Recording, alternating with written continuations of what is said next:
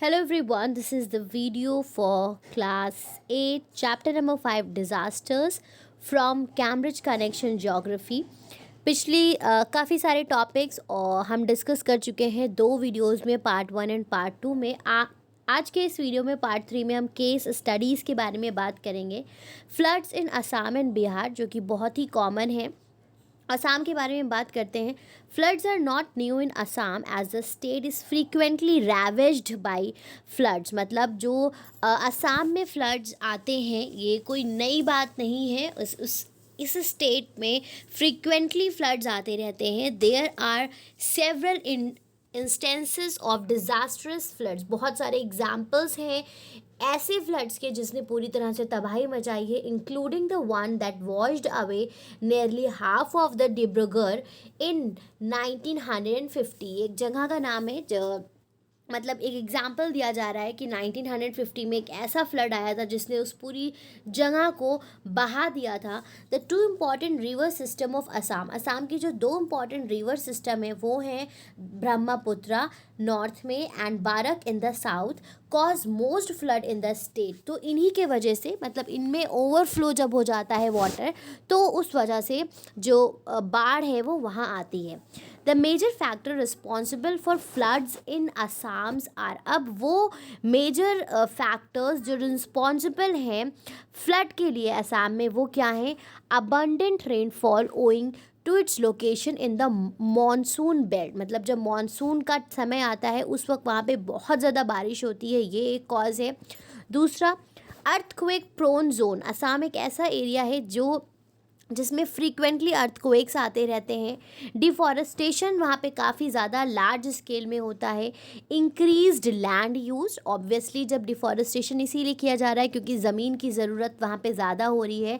And population growth. In 2016 heavy rain cause flood in several districts of Assam including Barpeta, Dhubri, Jorhat, Dhemaji, Golaghat, Bongaigaon, Lakhimpur, Goalpara, Biswanath, Dibrugarh, Darrang and Morigaon. तो ये सारी जगहें हैं जो बताया जा रहा है कि 2016 में बहुत ज़्यादा बारिश के वजह से इन जगहों पे असम में फ्लड्स आए थे।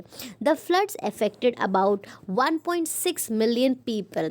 The Pobitora wild life sanctuary and Kaziranga national park were flooded. अब आपको पता है ये दो वहाँ पे जो नेशनल वाइल्ड लाइफ सेंचुरी और नेशनल पार्क है वो भी क्या थे, उनमें भी बाढ़ आ गई थी, विच resulted in droning of about 300 animals, जिसकी वजह से 300 एनिमल भी डूब गए थे। Around 80% of the Kaziranga national park was under the water. 80% जो ये नेशनल पार्क थी वो पानी में डूब गई थी इन 2016। राइट, तो ये हमने असम के बारे में पढ़ लिया। अब हम ऐसे ही बिहार का एग्जाम्पल्स देखेंगे। Bihar is another state prone to flood. Bihar एक दूसरी स्टेट है जहाँ पे फ्लड बहुत ज़्यादा आते हैं। About 26% of the north Bihar population live under the constant threat of floods. Right, मतलब 76% पॉपुलेशन इस मुसीबत में हमेशा घिरी रहती है। Some past data suggest that 16.5 of the flood affected land and 22% of the flood affected population of India। मतलब अगर पूरी इंडिया की बात करी जाए तो उसमें से 16% जो ज़मीन है जहाँ पे फ्लड आता है वो बिहार में है, और पॉपुलेशन की बात करी जाए तो 22% पॉपुलेशन इंडिया की जो बिहार में रहती है। ऑब्वियसली वहाँ क्योंकि सबसे ज़्यादा फ्लड्स आते हैं तो वहाँ के लोग भी ज़्यादा प्रोन हैं इस चीज़ से। फैक्टर रिस्पॉन्सिबल फॉर फ्लडिंग, वहाँ पे बाढ़ क्यों आती है? Bihar shares its border with Nepal. आपको पता है कि जो बिहार है वो अपने बॉर्डर किसके साथ शेयर करता है? अगर आप इंडिया के मैप में देखोगे, नेपाल के साथ।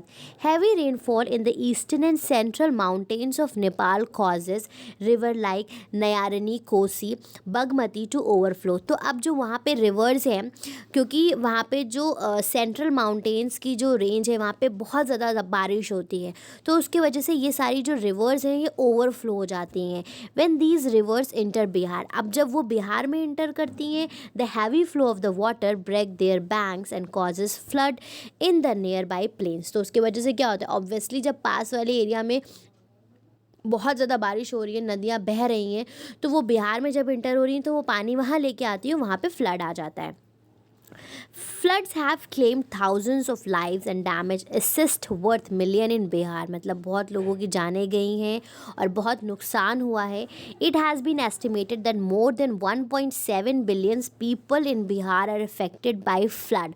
और 1.7 मिलियन से ज़्यादा लोग फ्लड से प्रभावित होते हैं। Every year about 1,500 villages in 8 districts namely Araria, Kishanganj, Purnea, चौपाल, Darbhanga, Bhagalpur, Katihar and Madhepura are flooded. तो हर साल ये 1500 जो विलेजेस हैं उनके 8 डिस्ट्रिक्ट हमेशा क्या रहते हैं, फ्लडेड रहते हैं। तो ये हो गया हमारा असम और बिहार के बारे में। अब हम बात करते हैं अर्थक्वेक की, जो नेपाल में आया था। यही मैंने आपसे क्वेश्चन पूछा था, 2015 में सेंटर इसका नेपाल था। And earthquake is a natural disaster. अब तक कि आप सभी जानते हो कि अर्थक्वेक जो ज़लज़ला आता है वो क्या है, वो एक नेचुरल डिज़ास्टर है। On April 25, 2015, an earthquake measuring 7.9 on the Richter scale occurred in Nepal। तो जो उसका सेंटर था वो नेपाल था और उसका मैग्नीट्यूड क्या था, 7.9 का। The epicenter of the quake was the Barpak area in Gorkha district, which is 80 km to the northwest of Kathmandu. An aftershock of 6.5 magnitude occurred। अब ये एरिया बताया जा रहा है कि जो उसका एपी सेंटर था वो 80 किलोमीटर था काठमांडू से। एंड आफ्टर शॉक 6.5 मैग्नीट्यूड के आए and 32 minutes occurred after 32 minutes. मतलब 32 मिनट के बाद, जैसे 7.9 का अर्थक्वेक आया, फिर 32 मिनट के बाद दूसरा शॉक आया जो कि 6.5 का था, and a second after shock. और उसके बाद जो दूसरा आफ्टर शॉक आया वो 6.9 का था, that occurred the next day, right. तो ये हो गया आपका रीसेंट अर्थक्वेक जो एक्सपीरियंस हुआ था। और वो यहाँ लखनऊ में और भी बहुत सारे डिस्ट्रिक्ट में, दिल्ली में, अलग अलग जगहों पे जितनी भी आसपास की जगहें थी वहाँ पे ये इसके जो शॉक्स थे वो महसूस किए गए थे। Did you know are smaller earthquake follow a main earthquake is called and aftershock. तो जो आफ्टर शॉक क्या है, अर्थक्वेक आने के बाद और जो झटके आते हैं उसको हम क्या कहते हैं, आफ्टर शॉक कहते हैं। आगे बढ़ते हैं, नेक्स्ट टॉपिक देख लेते हैं, कॉजेज़ क्या हैं अर्थक्वेक के।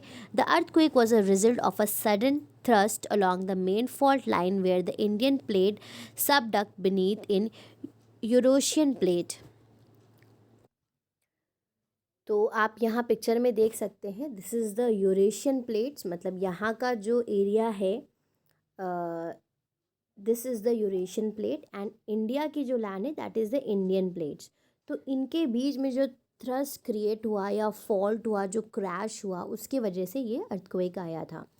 The earthquake killed nearly 9,000 people and injured about 16,000। ठीक है, 9,000 लोग मर गए और 16,000 से ज़्यादा ज़ख्मी हुए। More than 5 lakh houses, buildings, schools were destroyed. Nearly 2,70,000 houses were partially damaged। इतना नुकसान हुआ।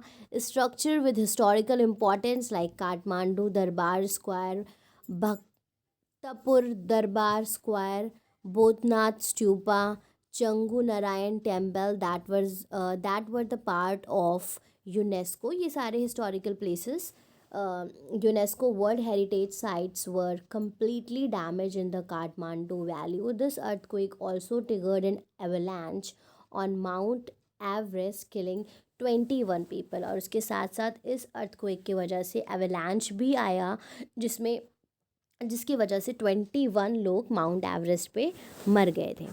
आगे बात करते हैं oil spills in coastal areas of the United state. And oil spill is the accidental release of oil और liquid petroleum into the सी और ocean. मतलब जब ऑयल लीक हो जाता है या पेट्रोल लीक हो जाता है सी या ओशन में, उसको ऑयल स्पिल कहा जाता है। This happen during the of शोर ड्रिलिंग टैंकर क्लीनिंग प्रोसेस। मतलब जब इधर से उधर ट्रांसपोर्ट हो रहा होता है, या क्लीनिंग का प्रोसेस चल रहा होता है, या लीकेज के वजह से हो जाता है। Oil spill can be cause by human errors और नेचुरल कैटास्ट्रॉफ। तो ये ह्यूमंस के वजह से भी हो सकता है या नेचुरल किसी प्रॉब्लम के वजह से भी हो सकता है। The Gulf oil spill or the Deepwater Horizon oil spill is recognized as the worst out uh, worst oil spill in the history of United States. On 20 April 2011, an explosion occurred at the Deepwater Horizon drilling platform in the Gulf of Mexico. Example दिया हुआ है कि जो ये oil spill हुआ था, this was the सबसे बुरा oil spill था. The disaster killed 11 people and more than 17 suffered serious injuries. Approximately 206 million gallons of oil was released into the water. The oil leakage lasted for 87 days until July 15, 2010. The oil spill also affected Alabama, Mississippi, Louisiana, Texas, Florida shores, मतलब इन सारी जगहों को भी इसने affect किया था। सारी general चीज़ें आप इसको रीड आउट करेंगे तो आपको समझ में आ जाएगा। इंसिडेंट्स दिए हुए हैं इसमें। The table below is the largest oil spill in the US history. नीचे एक टेबल दी हुई है, वहाँ पे अभी तक के जो जो बड़े बड़े ऑयल स्पिल के केसेस हुए हैं उसके बारे में लिखा हुआ है। The date of the spill, circumstances surrounding the spill and amount of oil spilled are also given. सारी चीज़ें, डेट, सर्कमस्टांसेस, कितना तेल बहा, लीक हुआ, वो भी दिया हुआ है। इम्पैक्ट क्या होता है? The oil spill primarily affect the marine flora and fauna. ठीक है, ऑब्वियसली जब सी या ओशन में ऑयल स्पिल हो रहा है तो उसके वजह से जो वहाँ पे एनिमल्स या प्लांट है पानी में उनको इफेक्ट होगा। It also affect the birds living on the shore, और साथ ही साथ जो चिड़ियाएँ आसपास में रहती हैं जो समुद्र की मछलियों को खा रही हैं उनको भी नुकसान होगा। Many people suffer from respiratory diseases, skin problem, chemical burns, vision problem due to exposure to oil spill and related clean up effort. ठीक है, तो उसकी वजह से रेस्पिरेटरी डिजीज़ेस, तरह तरह की बीमारियां होती हैं, एंड स्किन की problem, chemical burns, et cetera et cetera. Such a huge amount of petroleum and gas are loss during the oil spill. बहुत ज़्यादा तेल बर्बाद होता है। The country has to import oil and gas from the other country. इतना नुकसान हो जाता है कि उनको अपनी नीड के लिए दूसरी जगह से एक्सपोर्ट और इम्पोर्ट करवाना पड़ता है, मतलब मंगाना पड़ता है। The tourism industry suffer a lot. Tourists do not prefer places with oil spill in the vicinity. और जहाँ पे इस तरह के इंसिडेंट हो जाते हैं वहाँ पे उनकी जो टूरिज़्म है वो बहुत ज़्यादा अफेक्ट होती है कि लोग वहाँ पे फिर विज़िट करना नहीं पसंद करते हैं। Industries rely on oil and gases are also affected. और जो इंडस्ट्रीज़ जो ऑयल और गैसेस पे निर्धारित होती हैं, डिपेंड करती हैं, उनका बहुत ज़्यादा नुकसान होता है। तो यहाँ पे चार्ट दिया हुआ है, आप इस चार्ट को पढ़ सकते हो। अप्रैल 20 में जो एक्सप्लोजन हुआ, सोर्स क्या था, लोकेशन क्या थी, कितना तेल बह गया, इसी तरह से 1993 एंड सो ऑन। तो ये लिस्ट आप रीड आउट कर सकते हैं।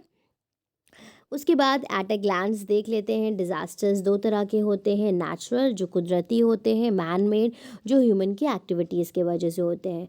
नेचुरल में हमने flood, earthquake, droughts and cyclones, ये सारी चीज़ें हम ऑलरेडी डिटेल में पढ़ चुके हैं। मैन मेड में fire, terrorist attack, nuclear disaster, chemical and biological disaster and accidents, किसी भी तरह के एक्सीडेंट्स हो सकते हैं। तो स्टूडेंट्स, हमारा ये चैप्टर पार्ट 3 यहाँ पे कंप्लीट हो चुका है। पार्ट 4 में मैं आपको इसकी जो भी एक्सरसाइजेज़ हैं उनके सॉल्यूशंस एंड क्वेश्चन आंसर्स का एक्सप्लेनेशन, ये सारी चीज़ें करवा दूँगी। Thank you very much for watching the videos. अपने दोस्तों के साथ चैनल को ज़्यादा से ज़्यादा शेयर करें, एंड कहीं पे भी अगर आपको कोई कन्फ्यूजन लगता है, कोई प्रॉब्लम लगती है, या कोई चीज़ मुझसे स्किप हो गई है तो आप मुझे कमेंट सेक्शन में कमेंट करके बता सकते हैं। Till then keep watching, keep sharing. Thank you everyone.